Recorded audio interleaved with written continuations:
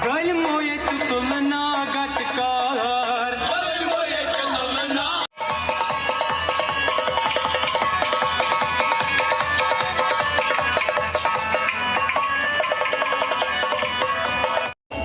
ऐसे संसो बसु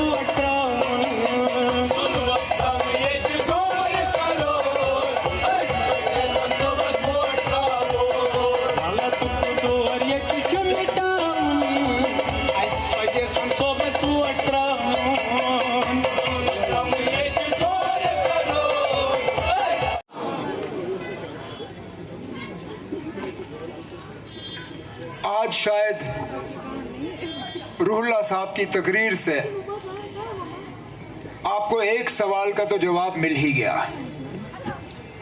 क्योंकि अक्सर बेशतर मुझसे सवाल ये किया जाता है कि श्रीनगर में आगा रूहुल्लाह मेहदी साहब को मैंडेट क्यों, और उसका जवाब रूहुल्लाह साहब की तकरीर में है। क्योंकि ये उम्मीदवार वो शख्स हैं जो मौक़िफ़ से हटते नहीं, उनको इस बात की परवाह नहीं है कि उनके किसी चीज़ का कहने से किसी को नाराज़गी होगी, किसी को बुरा लगेगा, कोई खुश होगा या नाराज़ होगा। इनके जहन में एक ही बात है कि जो सही है वो सही है, जो मौक़िफ़ है उससे हटना नहीं है।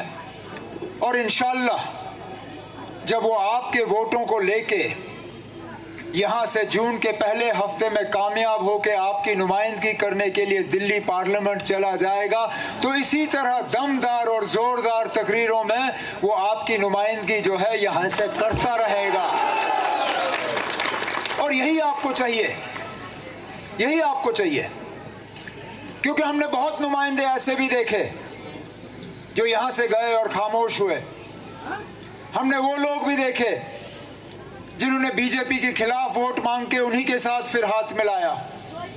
हमने वो लोग भी देखे जिन्होंने यहाँ के काम रोके, जिन्होंने यहाँ की माइनिंग रोकी, जिन्होंने यहाँ जहलम का जो रेत निकलता है उसके ठेके रोके। हमने वो लोग देखे जिन्होंने चोरी छुपे जो है बीजेपी को यहाँ अंदर लाने की साजिश रचाई, और आप खुलेआम कहते हैं कि हाँ जी हम बीजेपी के साथ हैं। उस बीजेपी के साथ जिस बीजेपी के लिए आज भी मुसलमानों के लिए कोई जगह नहीं, वो बीजेपी भी आज भी इस कौम के साथ जो है नफरत फैलाने पे लगी हुई है। और अफसोस की बात यह है कि उनको इस बात का एहसास जरा सा भी नहीं है कि इलेक्शन तो 3 जून को खत्म होगा। 3 जून को इलेक्शन खत्म होने के बाद जो 4.5 साल और 5 साल इस मुल्क को चलना होगा, कैसे चलोगे इस तरह नफरत फैला के? कहीं मंगलसूत्र की बात, कहीं जमीन की बात, लेकिन मकसद ये कि किसी ना किसी तरह तनाव पैदा हो, दुश्मनी पैदा हो, नफरत फैल जाए। कहने के लिए तो ये लोग कहते हैं कि तरक्की हुई जम्मू कश्मीर में, कहने के लिए तो ये लोग कहते हैं कि 370 हटने पे यहाँ लोगों ने बहुत तरक्की देखी। अरे नाब, क्यों हमारे जख्मों में आप नमक छिड़क रहे हो? ये वो बदकिस्मत इलाका है जिसने पिछले ही दिनों एक हादसे में नन्हे मुन्ने स्कूल जाते हुए बच्चों को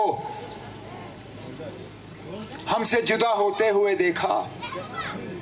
कुछ उनमें से आज भी नहीं मिले जिनको उनके माँ बाप जो हैं सही तरीके से दफन कर पाए। और क्यों? क्योंकि वो पुल उनके लिए बना नहीं, वो पुल उनके लिए बना नहीं जो पुल हमारे दौर में सैंक्शन हुआ था। आप कौन सी बड़ी बात करोगे? आप कारखानों की बात करोगे, आप इन्वेस्टमेंट की बात करोगे, आप टनलों की बात करोगे, आप हवाई अड्डों की बात करोगे, आप रेल की बात करोगे। अरे जनाब, सिर्फ इस पुल की ही बात करें, समझाएं यहाँ के लोगों को आखिरकार क्या वजह थी कि उन मासूम बच्चों को किश्ती के जरिए ये दरिया पार करना पड़ा, जबकि उनके लिए एक पुल का प्रोजेक्ट तैयार हुआ था। वो कौन सी मजबूरी थी बताएं? क्योंकि हमें तो गए हुए अब 10 साल हो गए, हमें हुकूमत छोड़े हुए 10 साल हो गए।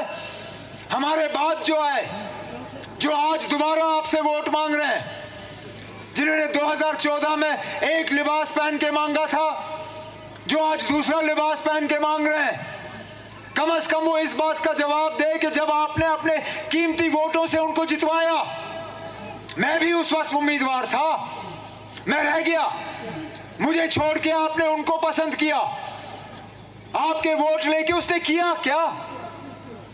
क्या फायदा किया आपका, आपके लिए उसने? यहाँ की माइनिंग अगर बंद हुई तो उनके दौर में बंद हुई, अगर वो पुल का प्रोजेक्ट रुका तो उनके दौर में रुका, अगर यहाँ प्रॉपर्टी टैक्स लगना शुरू हुआ बदामी बाग कंटोनमेंट एरिया में, जहां इस शहर में और कहीं नहीं लगता, कहीं नहीं, मां सिवाय इस इलाके में, इनके दौर में यह सिलसिला शुरू हुआ।